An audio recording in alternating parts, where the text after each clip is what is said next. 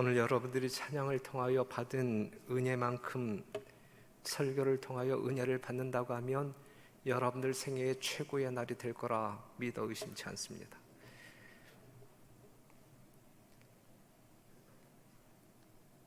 지난 그 목요일에 저희들은 또 성도 한 분을 주 안에서 잠드신 한 분을 우리가 또 장례를 치루었습니다. 우리 하재원 장로님이 잠드셨는데 그 유족들이 오늘 이 안식일 주례전을 찾아서 함께 예배드리고 있습니다. 다시 한번 유족들의 심령 가운데 하나님의 위로하심이 함께하기를 간절히 바랍니다. 이 코로나 좀 더 나아지는가 싶더니 더 큰 수렁에 빠진 것 같은 아주 불길한 예감이 듭니다. 예측 불허죠? 우리는 불확실의 시대에 살아가고 있고 어두움의 시대에 살아가고 있습니다. 내일이 어떻게 이 세상이 전개될지 잘 모르는 시대에 살아가고 있습니다. 분명 어두움의 시기임에 틀림이 없습니다. 어두움의 시기에 살아가고 있는 사람들에게 절대적으로 필요한 것이 있다면 뭘까요? 그건 빛이다. 빛. 시편 119편 105절에 있는 말씀, 주의 말씀은 내 발의 등이여 내 길의 빛이니이다.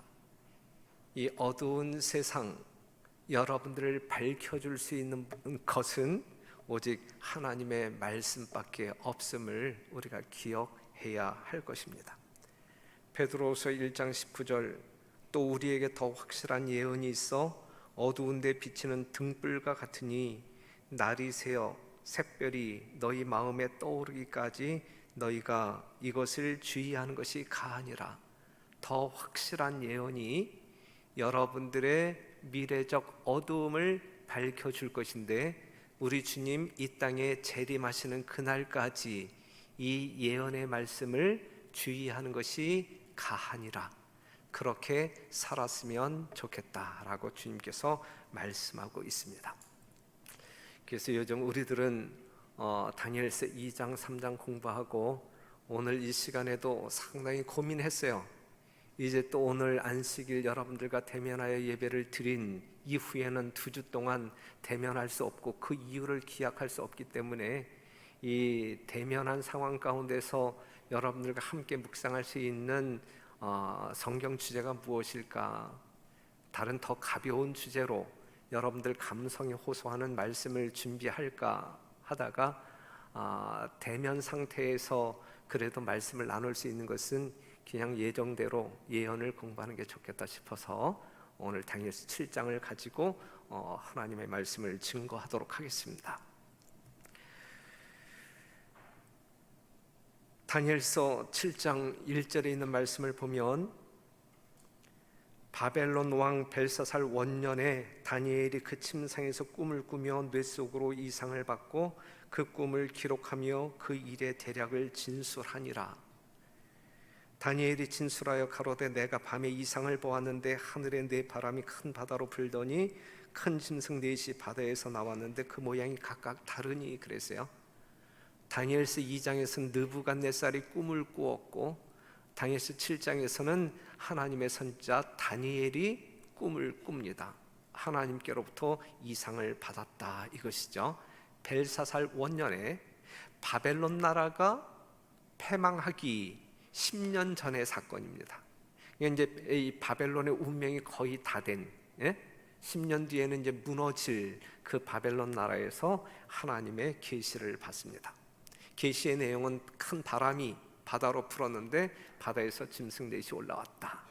아시는 내용이잖아요, 그렇죠?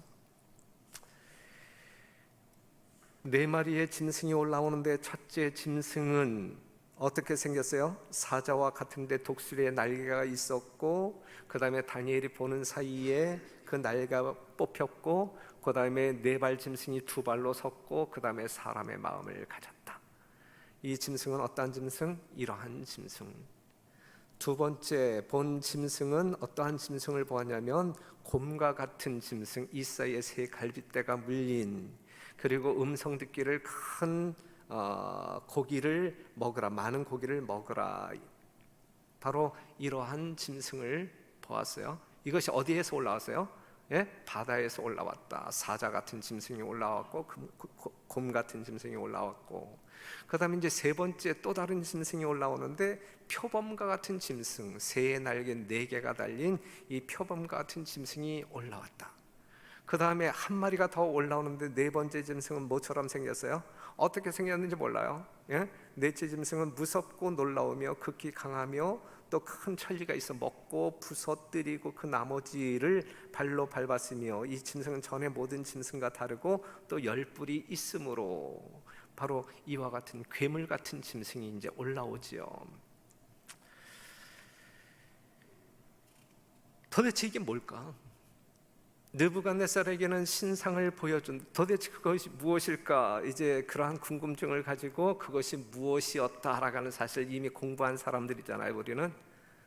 그런데 다니엘 7장을 보게 되면 이제 신상이 아닌 짐승을 가지고 하나님께서는 뭔가 우리에게 기별을 주시려고 하는데, 도대체 이 4마리의 짐승, 이 바다에서 올라온 이 사자 같은 짐승, 곰 같은 짐승, 이 표범 같은 짐승, 이 무섭고 놀라운 짐승이 뭘 의미하는 것일까? 우리에게 어떠한 기별을 주시기 위하여 우리 하나님은 세상에 존재하지도 않는 그러한 짐승들, 기이한 짐승들을 보여주셨단 말인가? 그 다음에 이제 내가 그 뿔을 유심히 보는 중에 작은 뿔이, 다른 작은 뿔이 그 사이에서 나더니 먼저 뿔 중에 셋이 그 앞에 뿌리까지 뽑혔으며, 이 작은 뿔에는 사람의 눈 같은 눈이 있고 또 입이 있어 큰 말을 하였느니라 그랬거든요. 도대체 이게 뭐냐 이거죠. 도대체 이게 뭐냐, 알고 싶어요. 이미 다 아시지만 또 알고 싶죠. 다니엘이 이제 이러한 계시를 본 다음에 엄청나게 궁금했어요. 진짜 이게 도대체 뭘까? 하나님께서 나에게 이러한 계시를 주신 이 내용이 도대체 무엇이고 무엇 때문에 이 환상을 나에게 보여주셨을까? 그는 뭐 할 정도로? 번민할 정도로 느부갓네살이 번민했던 것처럼 다니엘도 나 다니엘이 중심에 근심하여 내 속에 이상이 나로 번민케 한지라. 하나님께서 보여주신 이 기별로 인하여 이 다니엘은 크게 번민합니다. 알고자 번민했어요. 도대체 이게 뭐냐? 도대체 이게 뭐냐? 하나님의 말씀이 주어졌어요. 그런데 그 말씀을 깨닫기 전 이 다니엘은 크게 번민한단 말이에요. 뭐 해서? 알고 싶어서, 너무너무 궁금해서.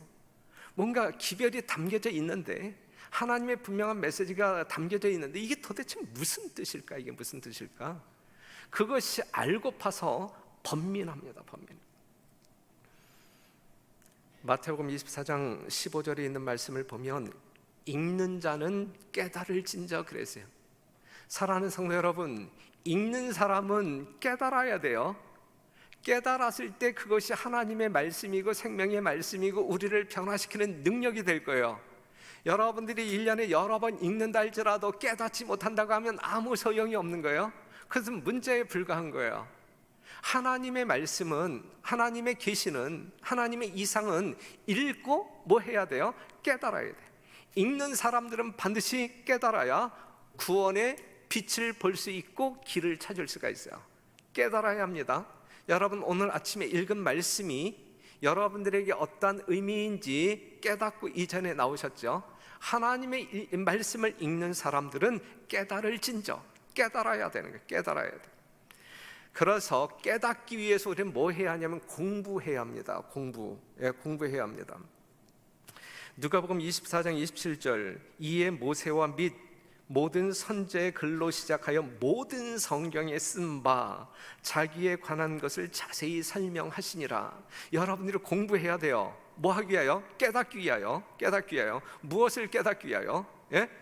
정말 구속의 진리를 깨닫기 위하여, 예수님이 어떠한 분인지, 나에게 어떠한 분인지 깨닫기 위하여 하나님의 말씀을 연구해야 되는데, 모든 성경을 연구해야 돼. 모든 성경 속에 나타난 구속의 진리를 깨닫기 위하여 공부하고 공부해야 합니다. 우리의 구원은 성경 안에 있는 진리를 아는 데 달려 있다. 우리가 이 진리를 갖는 것이 하나님의 뜻이다. 찾으라. 갈급하는 심령으로 보배로운 성경을 살펴보라. 마치 광부가 금강맥을 찾기 위하여 땅을 파듯이 하나님의 말씀을 탐구하라. 하나님께 대한 그대의 관계와 그대에 대한 하나님의 뜻이 무엇인지 확실히 알 때까지 탐구하는 일을 중단하지 말라. 그래서 중단하지 말라. 하나님의 말씀은 탐구해야 돼요. 여러분들이 분명히 구속의 진리를 깨달을 때까지, 예수님의 은혜로 말미암아 구원을 확신할 때까지 중단해서 공부하고 또 공부해야 된단 말이죠. 다니엘서 7장 16절, 내가 그 곁에 모신 자 중 하나에게 나아가서 이 모든 일의 진상을 물으매 그가 내게 고하여 그 일의 해석을 알게 하여 가로되. 이제 다니엘이 알고 싶어가지고 이제 하나님을 모신 자 중에 한 사람에게 도대체 내가 이러한 이상을 받았는데 이게 무슨 뜻이냐라고 이제 묻잖아요. 이 다니엘이 이 진리를 파고드는 이 간절한 심령이, 이 갈급한 심령이 오늘 이 영상을 통하여 이 현장에서 예배를 드리는 우리 별내교회 모든 성도들의 심령이 되기를 간절히 바랍니다. 특별히 이 어두움의 시기에 우리가 한치 앞을 내다볼 수 없는 불확실한 시대에 하나님의 거룩한 빛, 우리의 길을 밝혀주는 하나님의 말씀, 더 나아가서 예언의 말씀을 분명히 공부하고 깨닫는 여러분과 제가 되기를 간절히 바랍니다. 그리하여 여러분들이 결코 어둠 속에 갇혀 방황하는 사람들이 아닌 밝은 빛을 따라 하나님의 나라를 향하여 전진하는 여러분과 제가 되기를 간절히 바랍니다. 그래서 예수님께서는 모르면 나한테 물어라고 이야기해요. 요한복음 14장 13절에서 14절에 있는 말씀을 보게 되면 너희가 내 이름으로 무엇을 구하든지 내가 시행하리니 그랬거든요. 응답하시겠다 그랬거든요. 여러분들이 무엇을 구하기 위하여 주님께 기도합니까? 생명을 위하여 기도해야 돼요. 하늘을 위하여 기도해야 돼요. 구원을 위하여 기도해야 돼요. 하나님의 말씀을 탐구할 때 이것이 무슨 말씀인지, 이게 나에게 어떠한 적용시켜야 할지, 이거에 대해서 여러분들이 아주 갈급한 심령으로 하나님께 물어야 합니다. 그렇게 물을 때에 하나님께서는 기꺼이 여러분들에게 답을 주시겠다라고 말씀하고 있는 것입니다. 빛의 근원 되시고 성경의 영감을 주신 분에게 나아가 주의 말씀을 배워 깨닫는 여러분과 제가 되기를 간절히 바랍니다. 다니엘서 17장 17절에 있는 말씀을 보면 그 내 큰 짐승은 내 왕이라 우리가 살고 있는 이 세상에서 일어날 것이로되 18절 지극히 높으신 자의 성도들이 나라를 얻으리니 그 누림이 영원하고 영원하리라 그랬어요. 바람이 바다로 불었을 때에 네 마리의 짐승이 올라왔잖아요. 이 네 마리의 짐승은 무엇을 의미한다 그랬어요? 이 세상에서 일어날 내 나라이다. 나라. 그 다음에는 하나님의 나라가 이제 자리를 잡을 것이다 그랬거든요. 그렇다면 여러분, 이 다니엘서 7장의 정확한 해석을 우리가 성경적으로 이끌어낸다고 하게 되면 이것은 다니엘서 2장 예언과 동일한 예언이에요. 그래 안 그래요? 다니엘서 2장을 여러분들이 보셨을 때에 이러한 신상을 느부갓네살이 보았다고 그랬잖아요. 공부했잖아요. 금머리, 가슴과 팔은 은, 배와 넓적다리는 놋, 다리는 철. 이 신상에 몇 개의 나라가 등장해요? 금나라, 은나라, 놋나라, 철나라 4개의 나라가 등장하잖아요. 그 다음에 뜨인 돌에 의하여 하나님의 나라가 건설되잖아요. 그런데 다니엘서 7장에 있는 말씀을 본다 할지라도 동일한 말씀이요. 그 상징이 틀려. 상징이 틀린데 4마리의 짐승이 이 세상에서 일어날 내 나라라 이야기했고 그 다음에 하나님의 나라가 건설될 거라 그랬어요. 그렇기 때문에 다니엘서 2장과 동일한 내용의 예언이다라고 하는 사실을 우리가 성경적으로 확인할 수 있는 거예요. 맞아요, 틀려요? 분명히 그렇습니다. 그래서 다니엘서 2장에서 말하고 있는 이 금머리는 바벨론 나라를 상징하고 있음을 우리가 확인했고, 그 다음에 은나라는 메데페르시아, 논나라는 헬라, 철나라는 로마, 그리고 발은 얼마는 철이 얼마는 진흙인 것을 보았다 그랬는데, 이 발가락이 10개인 것처럼 이 로마 나라가 분열되어 10개의 나라로 쪼개질 것이다 라고 하는 사실을 살펴보았단 말이죠.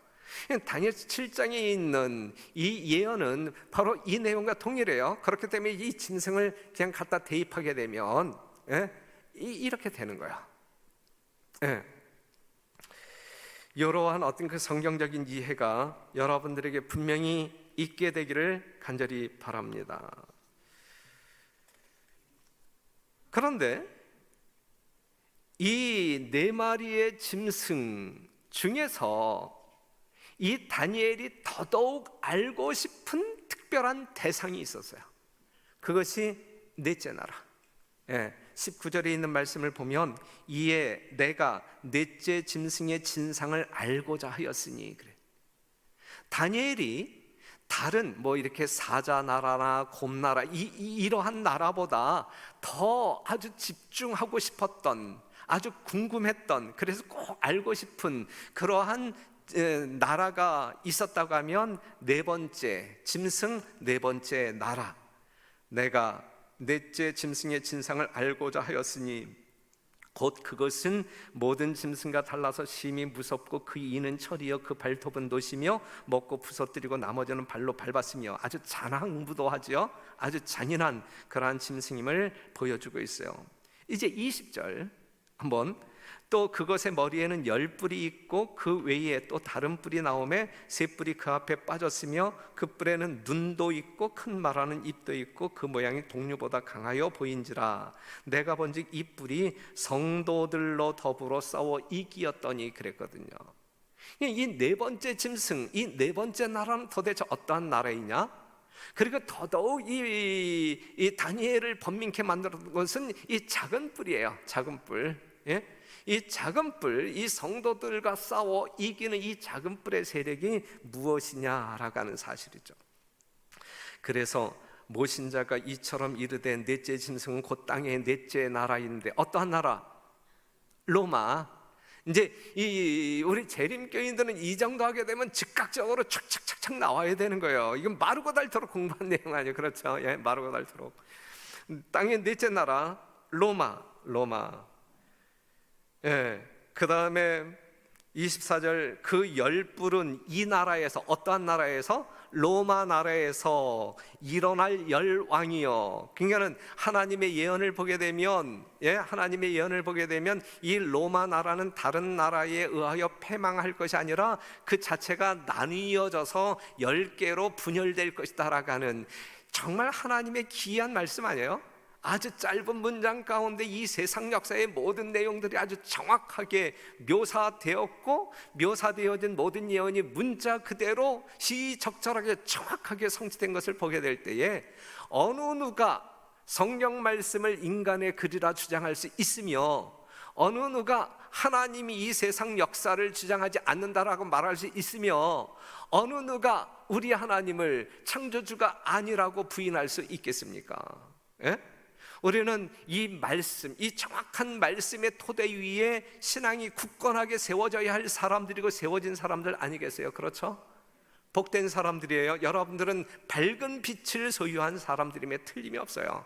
흔들림이 없는, 오직 정진하고 또 정진하는 여러분과 제가 되기를 간절히 바랍니다. 그런데 이제 25절에 있는 말씀을 보면, 이 작은 뿔이 그가 장차 말로 지극히 높으신 자를 대적하며 또 지극히 높으신 자의 성도를 괴롭게 할 것이며 그가 또 때와 법을 변개코자 할 것이며 성도는 그의 손에 붙임받으어 한 때와 두 때와 반 때를 지내리라 그랬어요. 이 작은 뿔, 이 작은 뿔의 신원을 간략하게 여러분들에게 다시 한번 반복한다고 하게 되면, 이 작은 뿔은 넷째 짐승, 어떠한 나라? 로마 나라에서 나온다. 10뿔로 나뉘어진 이 로마 나라가 10개의 나라로 분열된 이후 그 사이에서 나타난다. 먼저 있던 자들과는 다르다 그랬어요. 그 다음에 그 모양이 동류보다 강할 것이다. 다른 나라들과 비교할 때 훨씬 더 강할 것이다. 새 뿔을 뿌리채 뽑을 것이다. 그 다음에 말로 지극히 높으신 자를 대적한다. 한때 두때 반때 동안 성도를 괴롭게 할 것이다. 그 다음에 때와 법을, 하나님의 때와 법을 변개코자 할 것이다 그랬거든요. 이러한 사실로 볼 때에 요 세력은, 요 나라는 하나님 편에 있는 나라예요, 아니면 하나님을 적대하는 적 그리스도의 나라예요? 분명히 알아야 돼요, 여러분. 이런가 저런가 아직도 그냥 이렇게 흔들리면 안 되고, 정확히 이 세력이 하나님을 적대하는, 하나님을 잘 믿는 백성들을 핍박하는 그러한 적 그리스도 세력임을, 나라임을 분명하게 성경을 통하여 말해주고 있어요. 어떠한 나라일까? 어떠한 나라일까? 이 나라가. 자, 넷째 짐승에서 나온다 그랬는데, 정치적 로마의 폐허로부터 로마 교회, 천주교회, 로마 교황권, 천주교회의 거대한 도덕적 왕국이 일어났다 그랬어요. 이건 하나님의 이 적대적인 세력, 우리가 쉽게 이야기할 때 적 그리스도라고 말할 때에 이 적 그리스도는 분명히 요거 하나만 본다 할지라도 로마 교황권임을 분명하게 말해주고 있어요. 그 다음에 열불로 나누어진 후 열불 사이에서 일어날 것이다 그랬는데, 서로마의 황제가 없어진 후에 로마인들은 교회를 중심으로, 천주교회예요, 천주교회를 중심으로 하는 정치 조직을 유일한 국가 조직으로 알고 로마 주교를 전 가톨릭 교회의 교황으로 섬기게 되었으며, 두 번째 조건에 합당한 것도 로마 교황. 그 다음에 그 모양이 동류보다 다르다 그랬는데, 그레고리 교황이 뭐라고 이야기했냐면, 교황은 최고의 재판장으로 왕과 황제들을 마음대로 폐위시킬 수 있다. 이 당시에 이 세상적 세력, 어떠한 세력도 이 교황의 세력을 쫓아가는 세력은 지금도 마찬가지예요. 지금도. 그 다음에 먼저 있던 자들과 다르다 그랬는데, 이전의 나라들은 다 정치적인 군주국가였지만 교황 로마는 군주국가이면서 종교적 군주국가임에 다르고, 다른 정치적인 군주국가들은 자기 영토 내에 있는 백성들만 다스리지만 이 교황권은 온 세계의 백성들뿐만 아니라 영혼들을 다스리는 그러한 나라로서 다른 나라와 틀리다. 그 다음에 분명히 이 로마 교황권에 의하여 세 나라가 뽑힐 것인데, 첫째는 헤룰라이라고 하는 나라가 493년에, 그 다음에 반달, 그 다음에 동고트가 538년에 정복되어짐으로 말미암아 로마 교황이 이 세상에서 아주 유일무이한, 아주 그냥 이 절대적인 군주로 등장하게 되는 것입니다.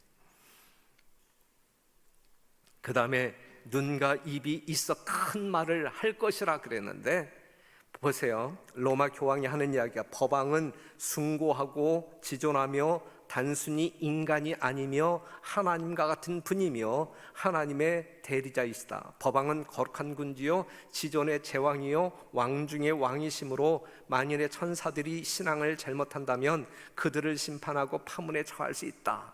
그렇죠? 분명 이 작은 뿔은 누구예요? 교황권임에 틀림이 없어요. 이 교황권의 특징은 하나님을 대적하는 존재이다 라고 하는 사실. 그가 그러한 세력으로 이 땅에서 활동하는 그 시기가 예언적으로 언급되고 있는데, 한때와 두때 반때, 한때는 1년, 3년 반, 1260일, 1일을 1년으로 계산하라고 하는 이 성경적인 근거에 의하여 1260년 동안 그는 이제 호황을 누릴 것이다. 538년에 교황권이 확립되었고 1260년 세월이 지나면서 1798년까지 이제 하나님을 대적하고 성도들을 핍박하는 세력, 그리고 하나님의 때와 법을 변개코자 하는 그러한 적 그리스도의 어떤 그 사역을 이제 하게 될 것이다라고 하는 사실입니다. 때와 법을 변개코자 할 것이다 그랬는데, 하나님의 법은 십계명, 아는 바대로 천지가 없어지기 전에는 율법의 1.1획도 변경될 수 없다라고 하나님께서는 분명하게 말씀하고 있는데, 로마 교황권은 뭐라고 이야기하고 있냐면, 어떻게 했냐면, 가톨릭교는 325년 니케아 공회에서 유대교를 신으로부터의 일탈로 규정하고 유대인을 이교도로 낙인 찍는 선언을 발표함으로써 반유태주의의 문을 열고 안식일도 토요일에서 일요일로 바꿨다라고 바꿨다. 그들이 하는 이야기예요. 그러면서 성경은 안식일을 거룩히 지키라고 말한다. 그러나 로마 가톨릭 교회는 말하기를 아니다. 나의 신성한 권위로, 누구의 권위로? 로마 천주교회의 신성한 권위로 안식일을 폐하고 주일 중 첫째 날인 일요일을 거룩하게 지키라고 명하는 바이다. 마지막으로 말하노니 교회 전통은 성경보다 위에 있다고 선포하는 바이다. 우리는 우리의 교리를 전통에 기초한 것이다. 그래서 성경에 기초한 천주교 교리가 아니라 그냥 이 전통에 근거한 그들의 교리를 가지고 안식일을 일요일로 둔갑시켜서 오늘날 하나님을 신뢰하는 모든 사람들을 하나님과 완전히 분리시키고 그들이 하나님을 경배하는 그 경배를 스스로 자취하고 있다라고 하는 사실이죠. 그래서 이 다니엘서 7장에 나와 있는 이 작은 뿔의 세력은 틀림없이 이 모든 8개의 조항을 문자 그대로 이렇게 조건을 이루고 있는 로마 교황권임에 우리는 추호도 의심하지 아니하고 믿을 수 있는 것입니다. 그래서 하나님의 십계명과 천주교의 십계명은 이렇게 차이가 있어요. 그런데 이제 보세요. 다니엘서 7장 11절에 있는 말씀을 보게 되면 이러한 때에 내가 그 큰 말하는 아주 참남되게 자기를 하나님이라고 말하는 작은 뿔의 목소리로 인하여 주목하여 보는 사이에 짐승이 죽임을 당한단 말이에요. 그 시체가 상한 바 되어 붙는 불에 던진 바 되었으며, 그런데 12절을 주목할 때 그 남은 모든 짐승의 권세를 빼앗겼으나 그 생명은 보존되어 정한 시기가 이르기를 기다리게 되었더라. 하나님의 예언 그대로 1260년이 지난 1798년에 피우스 6세가 발렌성에 유배됨으로 말미암아 교황권이 몰락해. 이때의 모든 언론들은 교황권은 완전히 끝났다라고 이야기해요. 하지만 성경 예언은 생명이 보존된다 그랬어요. 12절에 있는 말씀을 보게 되면 그 권세는 빼앗겼지만 그 생명은 보존되어 정한 시기까지 갈 것이다 그랬거든요. 완전히 죽은 게 아니에요. 1798년 로마 교황권이 완전히 죽은 게 아니에요. 분명히 살아날 것을 기약하고 있어요. 요한계시록 13장에 또 같은 예언이 있는데 그의 머리 하나가 상하여 죽게 된 것 같더니 죽은 것처럼 보였어요. 그렇죠? 하지만 그 죽게 되었던 상처가 나음에 온 땅이 이상히 여겨 짐승을 따르고 용이 짐승에게 권세를 주므로 용에게 경배하며 짐승에게 경배하여 가로되 누가 이 짐승과 같으뇨 누가 능히 이로 더불어 싸우리요 하더라 그랬거든요. 1929년 이 무솔리니, 이탈리아의 수상 이 무솔리니와 이 라테란 협약을 맺으면서 이 죽었던 상처가 나아요. 로마 교황권이 부활해요. 이전보다 더 큰 세력을 가지고 성도들과 싸워 이기고 또 이기는 온 세상을 지배하는 그러한 세력으로 여러분들 앞에 있는 거예요. 지금도 활동하고 있는 거예요. 지금 현재 교황이 누구예요? 프란치스코. 7월 4일 날 결장 협착증 수술을 받았어요. 수술을 받았어요. 그리고 이제 그 공보 담당이 발표하기를 6일 날 잘 회복되고 있다. 걱정하지 않아도 된다. 오늘 아침에는 일어나서 아침밥도 먹고 아침밥 먹은 뒤에 신문도 보았고 조금 걷기도 했다. 걱정하지 않아도 된다. 그가 아픔 가운데 수술하여 병원에 누워 있다 할지라도 그 교황권의 세력은 결코 이 연약한 상태로 있는 게 아니에요. 뭔가 움직이고 있어요. 뭐 하기 위하여 움직이고 있어요? 하나님을 신실히 섬기고 이 마지막 때에 이 말씀을 포기하지 아니하고 말씀을 드높일 하나님의 참 백성들의 사역을 완전히 몰살시키기 위하여 움직이고 있단 말이에요. 암암리에 움직이고 있단 말이에요. 지금도 움직이고 있단 말이에요. 여러분들의 숨통을 조이기 위하여 움직이고 있단 말이에요. 하나님을 대적하고 성도들을 박해하기 위하여, 몰살시키기 위하여 그들은 활동하고 있단 말이죠. 데살로니가후서 2장 3절, 누가 아무렇게 하여도 너희가 미혹하지 말라. 먼저 배도하는 일이 있고 저 불법의 사람 곧 멸망의 아들이 나타나기 전에는 이르지 아니하리니 저는 대적하는 자라. 범사에 일컫는 하나님이나 숭배함을 받는 자 위에 뛰어나 자존하여 하나님 성전에 앉아 자기를 보여 하나님이라 하느니라 그랬어요. 그러니까는 예수님의 재림의 징조가 수없이 이 세상 가운데 넘실거리면서 일어난다 할지라도 이 교황권의 어떤 활동으로 말미암아 결국은 이러한 일로 말미암아 이러한 일로 말미암아 정말 이 강제적인 수단을 동원해서 일지라도 하나님을 경배하는 사람들을 착취하여 이 하나님을 경배하는 사람들의 경배를 자기가 이렇게 받고자 하는 이 불법의 사람, 그러한 어떤 그 교황권이 등장할 때까지 주님께서는 오시지 아니한다. 하지만 그러한 세력이 그러한 일을 하면서 이 세상에 등극하게 될 때에 그때 예수님 오신다라고 하는 사실이 이 다니엘서 7장을 통하여 우리에게 보여주고 있는 분명한 빛이란 말씀이죠. 이 세상의 왕 중 왕은 누구예요? 이 세상의 왕 중의 왕은 누구예요? 교황이에요. 교황. 일요일 깃발을 세워 사람들을 모아 경배를 받을 것입니다. 안식일의 깃발 아래서 하나님을 경배하는 사람들을 삼키고자 분노할 거예요. 분노할 거예요.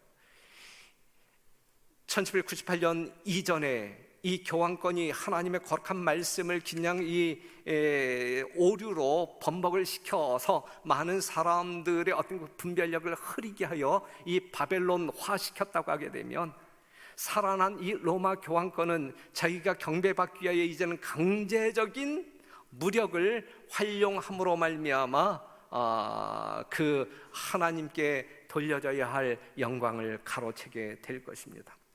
사랑하는 성도 여러분, 이제 우리는 결단을 내려 이러한 진리 앞에서 우리는 다시 한번, 어제도 결심했지만 오늘 이 시간에 다시 한번 결단을 내려야 되는데, 우리는 어느 깃발 아래 모여야 할까?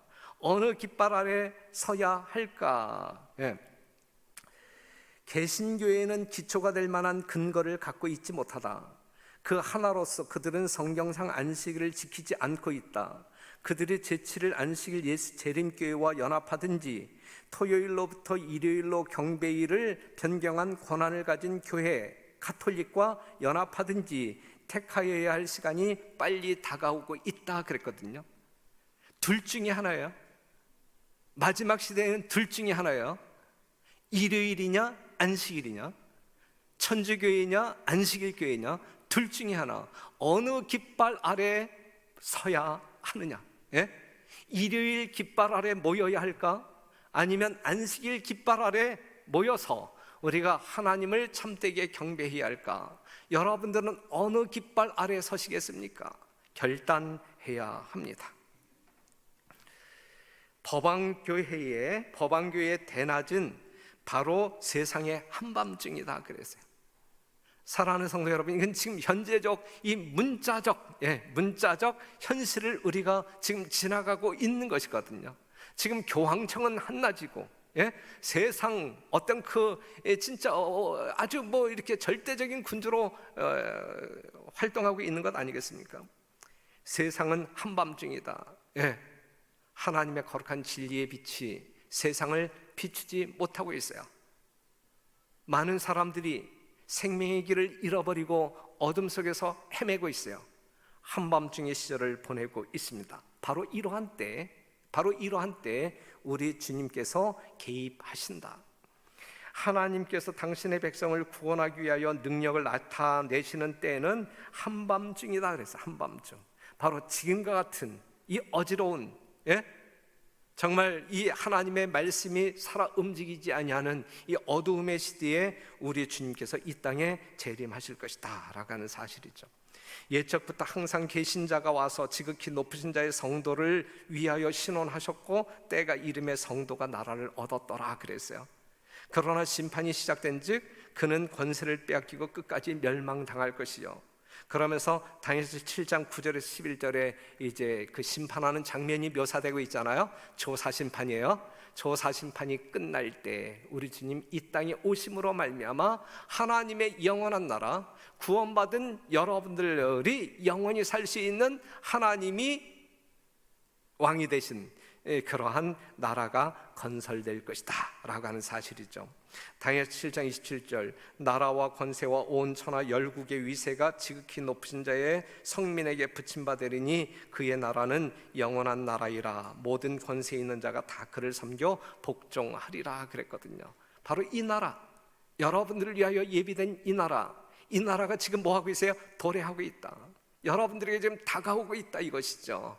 그리할 때 여러분들은 이 나라에서 거주할 만한 자격이 있느냐, 하나님께서 요구하는 하늘나라에 거주할 수 있는 진정한 자격, 믿음이 여러분들의 심령 가운데 확고히 자리 잡게 되기를 바라고, 정말 이 날을 위하여 예비하고 준비하는 일에 최선의 노력을 경주하는 여러분과 제가 되기를 간절히 바랍니다.